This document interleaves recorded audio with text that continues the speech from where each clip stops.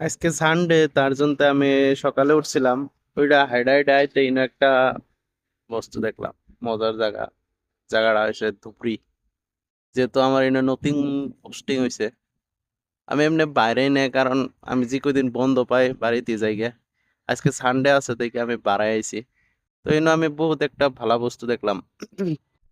ভালা বস্তু মানে হইলো যে বর্তমান ইনো বহুত মানুষ নাও জাল দিয়ে মাছ মারতাছে, যেটা নীতি অগর কর্মসংস্থাপন আর এই মাছ টাছ বেছে ওর জীবন চলে।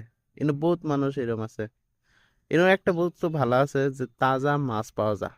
দাম বারো আঙ্গুর অনুকার মতনই সেম সেম, কিন্তু তাজা তাজা মাছ পাওয়া যায়। এই যে এই বেড়াটা বর্তমান মাছ মারে নিয়ে গেতেছে, আমি এই বেড়াটারে দেখতেছিলাম অল্প আগে। বহুত কষ্ট করে এই নৌকার মানুষ, হাসা কথা যেটা। আরেকটা কথা হইলো যে এখান থেকে আমি ট্রাই করবো যে ধুবড়ির কিছু কিছু খারাপ কিছু কিছু ভালা বস্তু দেখাবার জন্য। সব জায়গারই খারাপ ভালা বস্তু তো থাকবোই, ওটা তো হাসা কথা।